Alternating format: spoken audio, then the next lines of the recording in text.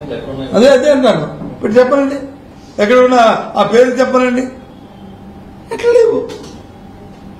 దురదృష్టం. ఒక relief camp కూడా పెట్టకుండా ఇవాళ ఉన్నాయంటే ఏంటిది? ముందుగా మనం చూసుకొని ఎక్కడెక్కడైతే మరి లోకటి ప్రాంతాలు ఉన్నాయో, ఎక్కడైతే ముంపు గురవుతున్న ప్రాంతాలు వస్తున్నాయో, ఆ ప్రాంతంలో ఎక్కడైతే అప్లాంట్స్ ఉన్నాయో, పక్క బిల్డింగ్లు ఎక్కడైతే ఉన్నాయో ఆ ప్రదేశాలకు అందరినీ వికెట్ చేయించి అక్కడ పెట్టించి ఆ తర్వాత వాటర్ ఇనాగ్రేట్ అయిన తర్వాత మళ్ళీ తీసుకొచ్చి వాళ్ళకి చేర్చడం అనేది ఆనవాయితీకి వస్తున్న ప్రోటోకాల్. అది ఎస్ఓపి స్టాండర్డ్ ఆపరేషన్ ప్రొసీజరు. దాన్ని ఫాలో అవ్వలేదు, ఆ కార్యక్రమం చేయలేదు. ఎంతసేపు వాళ్ళు విమర్శించడం, వీళ్ళు విమర్శించడం, వీళ్ళు విమర్శించడం ఏమొస్తుంది? అల్టిమేట్ గా నష్టపోయి జనం ప్రాణాలు పోయేది, ప్రజల ప్రాణాలు.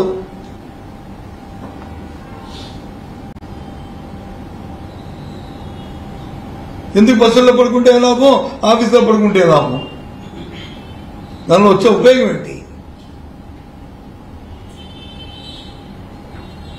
ఉపయోగం పని ఏం చేస్తే పర్వాలే. ఇప్పటికైనా మించిపోయి అయిన నష్టమైంది, పడిన ఇబ్బందులు ప్రజలు పడ్డారు. ఇక్కడైనా ఒక నిర్దిష్టమైన ఆలోచనతో ఆ ప్రజలకు మేలు జరిగే ఏర్పాటు చేయండి.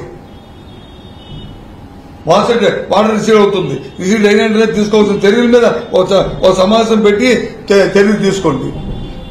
అంతేగాని మీ ఏదో గ్రేట్ 40 సంవత్సరాల ఇండస్ట్రీ మాకే తెలుసు అంతా అనే మాట్లాడితే అది కాదు.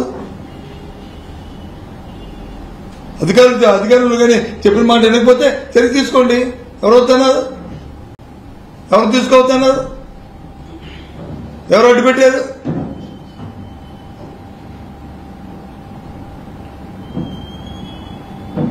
తప్పు చేసిన అధికారి కానీ, లేకపోతే అలసత్వం వహించిన అధికారిని కానీ, లేకపోతే ఇలాంటి వాటి మానవతత్వం లేకుండా ప్రవర్తించిన ఏ వ్యక్తులైనా, అది అధికారి అయినా అనధికారి అయినా, ప్రజా జీవితంలో ఉన్న ప్రధాన నాయకుడైనా చర్య తీసుకోవాల్సిందే.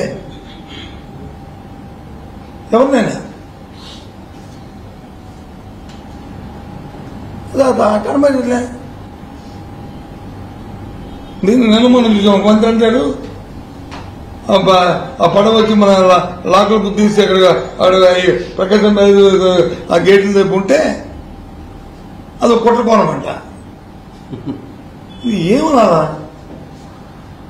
ఏం కుట్రండి? అంతకుముందు ఒకసారి అలాగే చంద్రబాబు నాయుడు గారు తాలూకా ఇంటి మీదకి వచ్చి వాటర్ వచ్చి ముంపు వస్తే ఇక్కడ ఈ పడవతో వచ్చి ఇక్కడ వచ్చి ఆపించి ఈ వాటర్ అంతా డైవర్ట్ చేసి ముంచే ప్రయత్నం ఇప్పుడు ఎవరు చేశారండి? ఇప్పుడు ఎవరు ముంచేశారు? ఓ బాధ్యత వ్యక్తుల్ని ఆ కుట్రకోణం అనే మాట రావచ్చా? అదంతా సబ్స్టాండర్డ్ వాళ్ళు అది ప్రజలు చూస్తే ఏమనుకుంటారు?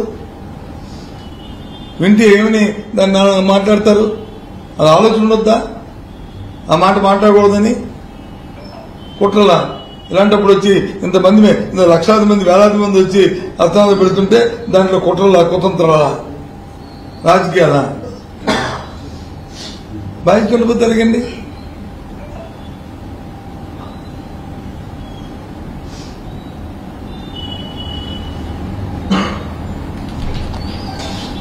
ముఖ్యంగా దీనికి అంతటికీ మేజర్గా కారణం ఏంటంటే, ఏదైతే మనం ఉన్న ఎగురున్న ప్రాజెక్టు ఆ రోజు మనకి ఇన్ఫర్మేషన్ వచ్చినట్టునే ప్రభుత్వానికి ఇంత వర్షపాతం నమోదవుతుంది, అవ్వబోతుంది అని తెలియజేసిన వెంటనే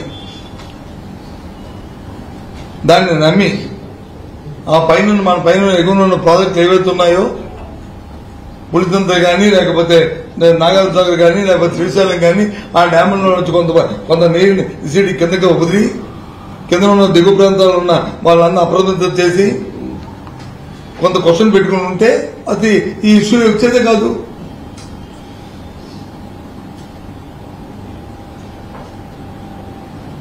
సింపుల్ లాజిక్ అది. దానికేమి పెద్దగా ఆలోచన ఎక్స్పీరియన్స్ ఉండక్కర్లే.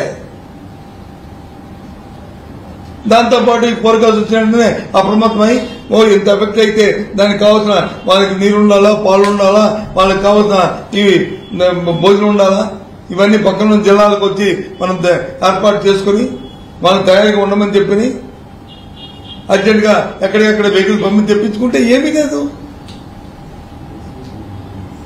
ఇక్కడేమి 10 లక్షల మందికి